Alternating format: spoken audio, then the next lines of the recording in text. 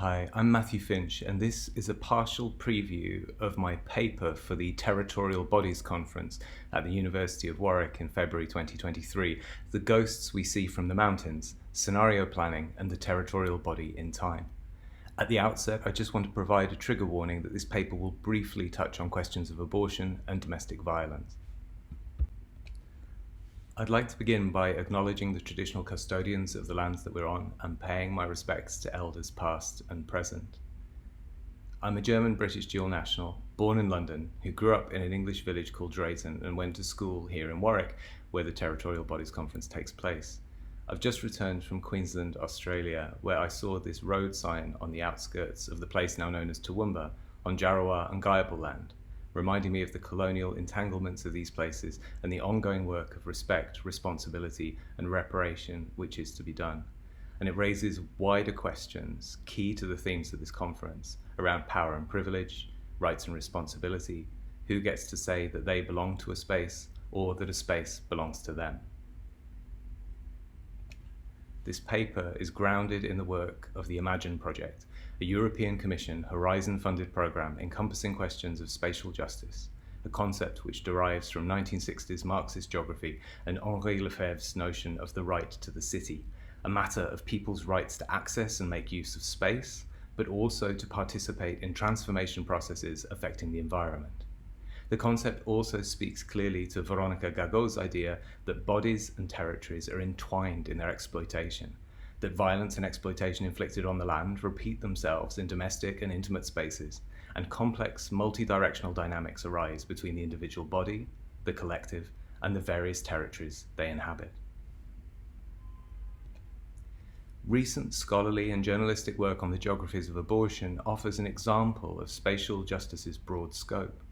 Sydney Calkin and her co-authors note that abortion is a geographical issue that has been hitherto marginalized within the discipline of geography, one whose study offers an important new entry point to larger questions, including the relationship between the spatial and the political in questions of statehood, citizenship, and power. Calkin and Kaminska's comparison of increasingly divergent legal and cultural approaches to abortion in two predominantly Catholic countries, Ireland and Poland, demonstrates that morality policy is also a spatial justice issue which creates geographical inequalities, even when there are historical, cultural similarities between jurisdictions. The 2022 New York Times data visualization we see here, taking the form of a heat map showing the distance a pregnant person would have to drive to reach an abortion clinic in the United States, highlights the ways in which legal regimes create an overspill effect with impacts beyond any given jurisdiction. Abortion access as an exemplar of spatial injustice points us to Robin Longhurst's foundational work in identifying the body as the geography closest in, a legitimate site for geographical inquiry. Lakoff and Johnson point out that the physicality of the body frames all the work we do understanding the world. As Andrew Causey glosses it, the mind interprets our surroundings in terms of our bodies, the most intimate realm we inhabit, even from the outset of the development of consciousness. This recognition is resonant with Gageau's work on the body territory in the abortion debate. The United States repeal of Roe v. Wade offering a stark example of how making decisions about desire, maternity, and one's own life is subject to spatial injustice. We can also see how the iconography of extraction and capitalism is visible in a current advertising campaign for the French water brand Evian, where a landscape of pristine snow fills the silhouette of a pregnant figure holding a bottle of the product, the body territory rendered as aspirational, seeking to ingest the pure and natural qualities of a place via industrialized product. So, how do scenarios of the future interact with the concept of spatial justice? Amartya Sen has argued that no single, perfectly just imaginary exists against which all circumstances can be judged. Instead, justice may be seen as a question of our capabilities and liberties within a given context. Therefore, Imagine researchers explored issues of spatial justice through plausible future contexts constructed via the Oxford scenario planning approach. This approach, drawing on Emery and Trist's notion of causal textures, explores how perceived uncertainties in a given entity's environment might come ashore in times to come, redrawing the map of the transactional space in which they operate. Although the approach generates a set of plausible future contexts intended to challenge contemporary assumptions, hopes, and fears, it is not a futures methodology per se, so much as a way of staying with the trouble in Donna Haraway's formulation, attending to the discomfort of truly understanding what is going on in the here and now. Like Gago's body territory, the scenario in Ramírez and Wilkinson's conception, the Oxford scenario planning approach, is strategic because it is a point of analysis and of practical action. It expands our way of seeing. Imagine generated 4 scenarios in which the dynamics of capitalism, regional identity, virtual technology, geopolitics, and even sexuality and gender identity were redrawn in different ways. In each version of Europe in the year 2048, spatial justice is construed differently, and different forms of injustice and exclusion occur across future geographies, which also contrast with those of contemporary Europe. In Silver Citadel, an expanded and deeply centralized European power bloc uses artificial intelligence to manage economic prosperity and equity across its territories under a new state capitalism. In Green Guardian, a post-capitalist global order rises in response to the ravages of climate change, leading to a society whose overriding priorities are sustainability, survival, and well-being, with the economics of profit and net worth giving way to one of yield and fair share. In Silicon Scaffold, social and economic life migrates almost entirely to privatized virtual spaces, and corporate city-states are ascendant powers which have eclipsed national governments. In Patchwork Rainbow, diverging and hard-to-reconcile cultural and social norms cause Europe to form a mosaic of regions which are increasingly dependent on relationships and alliances with more advanced or stable powers elsewhere in the world. Numerous outputs and workshops were delivered by Imagine, and the work was cited in the EU's long-term vision for rural areas, but I want to briefly touch on a specific publication, Instructions for Inhabiting Imagined Futures, a collection of second-person fictions designed to put the reader in the body of inhabitants of each scenario. Some were privileged, some marginalized. They include a gerontocrat who surveyed the world from the privileged position of a smart home laden with health technology in Silver Citadel, a contestant at Green Guardian's post-capitalist Olympics focused as much on celebrating the fight against climate catastrophe as sporting prowess, and a logistics expert of the cloud in Silicon Scaffold's virtualized world where the nation-state had been eclipsed by private firms. And I just touch briefly here on the notion of the Olympic athlete in the Green Guardian scenario to acknowledge the potential fruitfulness of exploring sporting bodies further in Gago's terms. As this chilling recent advert for the UK's Women's Aid highlights, the tensions and violence of sporting endeavours spill easily from the national imagination into the spaces of domestic life, with profound impacts on the body territory. And I want to use this link to marginalisation and vulnerability to highlight how future scenarios can help us to identify emerging vulnerabilities or marginalisations. Esther Peeren, in her book The Spectral Metaphor, proposes that certain subjects in contemporary society, such as undocumented migrants, servants or domestic workers, mediums and missing persons, can all be likened to ghosts or related figures on the basis of their lack of social visibility, unobtrusiveness, enigmatic abilities, or uncertain status between life and death. While there are similarities between them in terms of their marginalized social position and shared association with that which escapes or exceeds the visible, they are not all ghostly in exactly the same manner or degree. Spectrality for Peeren arises from conditions that are opposed in real-life encounters, especially with vulnerable subjects. Their very invisibility and exile from the domain of the fully living and fully recognized occurs, like Sen's justice, within a specific historical and social context. Given that scenarios generate plausible future contexts to challenge current framings and assumptions, the opportunity arises for hitherto unseen ghosts to be detected. The storied scenario planner Pierre Vax spoke of scenario planning as being akin to spying rain on a mountaintop and reflecting on whether that meant floods in the valley below in a few days' time. In this sense, spectral figures identified through scenario work become the ghosts we see from the mountains. In the worlds of Green Guardian, Silicon Scaffold, Silver Citadel, or Patchwork Rainbow, who would experience marginalization, exclusion, dispossession, and disadvantage? These might range from those digitally excluded from privatized virtual life to those whose very sense of identity is unrecognized and even unnamed within the territories they inhabit. The scholar and medic Gail Carson, a respondent to the imagined scenarios on the question of infectious disease in each future, highlighted how this could function in deeply pragmatic terms. She emphasized that just as the COVID-19 pandemic showed up all the weaknesses of the system, looking at these scenarios can identify systemic weaknesses before we have to endure the next hit. Doing that work of identification and early intervention would be an honorable thing to do with these scenarios. In the latter part of this paper, I want to consider how the body territory and the scenario might usefully nourish one another in times to come. First of all, what does Gago's radical, activist, feminist territorial lens bring to scenarios work? There is a geographical metaphor at the heart of the scenario process, with a sea of perceived uncertainty surrounding an island of relationships which we perceive we can influence. As the geographer Yifu Tuan notes, how time and place are related is an intricate problem that invites different approaches.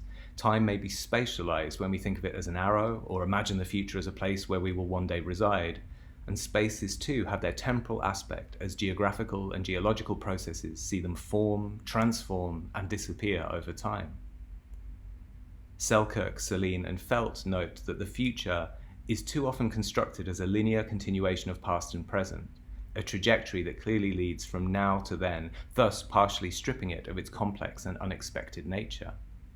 Time, however, they note, and our ability to know the future is much more complex than any trajectorial framing or linear model can account for. Humans interact with time in multiple ways, in future horizons or geometries that reference different patterns of temporal movement. One of the things that the notion of the territorial body and discussions like those at today's conference in Warwick have to offer the world of scenario planning is a closer attention to their own origins and entanglement with the military and with extractive industries. If time is indeed a resource, then it is wise to be mindful of Catherine Yusuf's discussion of the ways in which resources can be commodified and stripped of context. She says, I think of something like the gold standard, for example. It can go into a Swiss bank and be cleaned of its associative geographies and qualities and places.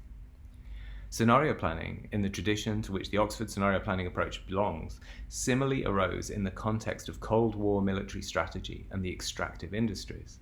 It can be considered one of those aspects of today's information society which Lankus describes as being forged in war. These associations, too, should not be scrubbed, erased, or neglected, though where Andrew Curry dismisses the possibility, given its history, for conventional scenarios practice to evolve beyond its current range or to address issues of power or meaning, here I argue that the capacity for scenarios to meaningfully engage with work like that of Gago highlights precisely the opportunities for viable and useful evolution. In the words of the poet Friedrich Hölderlin, where there is danger, the rescue grows as well. Precisely the fact that working with scenarios forces to confront and surface these issues, staying with the trouble in a methodological sense, brings about required critical self-reflection. Engagement with the body territory is one example. In turn, the foresightful aspect of scenario work can help us to think about the diagnosis of the territorial body in time. Anand Pandian, in his ethnography of Tamil cinema, draws on the work of Georges Simondon to resist thinking of process in terms of its endpoints, beginning with an existing object and inferring some point of origin that must have led ineluctably to this very destination. Pandian illustrates what he calls movies' peculiar amalgam of movement and stillness, with the example of Etienne Jules Marais' chronophotographs, pictured here. As Simondon argues, becoming exists as one of the dimensions of the being, that it corresponds to a capacity beings possess of falling out of step with themselves. Taking a scenario planner's perspective on Gago's body territory challenges us to recognize that the territorial body is always in a state of becoming, and that it also has the capacity to fall out of step with itself. The territorial body is to be understood not solely in terms of the conditions which have made its existence possible, but the ways in which it continues to become, and its capacity to fall out of step with itself. This approach helps us to construct both analyses and interventions to address questions of justice as they apply to the territorial body, oriented not solely to the current state of affairs or their historical constitution, but the potential future contexts in which the dynamics of the body territory might play out. An example of the speculative body territory is offered by the simulated Mars expeditions and training conducted on Earth, which are recounted in Lisa Messeri's Placing Outer Space. At locations like the Mars Desert Research Station in Utah, volunteers, some closely affiliated with NASA, explore what it might be like to experience life on a future Martian colony. Such environments are similar to other unusual examples of the body territory, such as the offshore oil rig workers studied by Mazabin in her paper Instability of the Offshore and Invisibility of the Oil Work.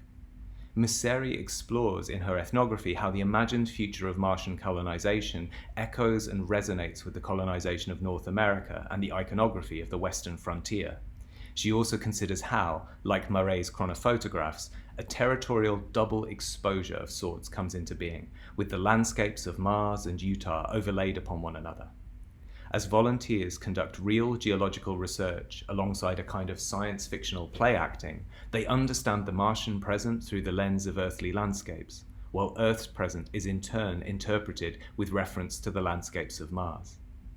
Messeri draws on the work of Eric Hirsch in terms resonant with my reading of Simondon and Pandian to note how the pursuit of dynamism distinguishes the anthropological approach to landscape analysis, viewing landscapes like Martian Utah as processes. In Hirsch's words, a populated landscape, and therefore a body territory, in the flow of becoming.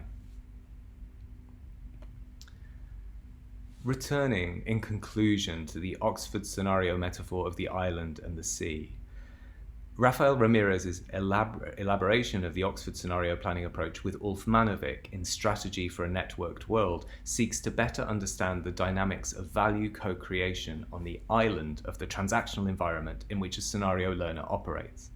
This enables actors to find ways to orchestrate those relationships to co-create new value, including reclaiming territory from the sea by developing new relationships which bring contextual uncertainties under control.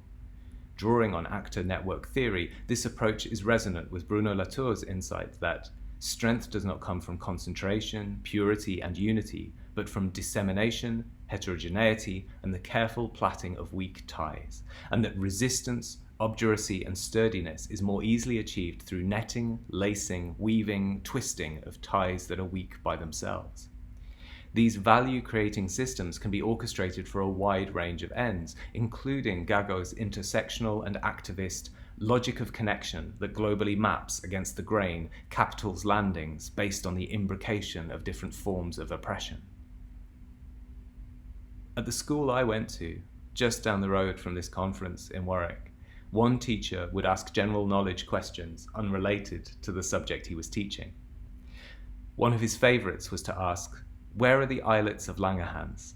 which sound like a place on a map of the Earth, but are in fact parts of the pancreas, pictured here. It is a reminder that there is a geography within us, which shapes and is shaped by the uncertainties of the wider context. It resonates with Donna Haraway's notion that along with dispensing with the notion of the Anthropocene, we should also throw away anthropos, the notion of the human, and perhaps instead find common ground with the critters of all scales, down to the microscopic, who make up life on Earth and its body territories in shared systems of value co-creation. Thank you for your time.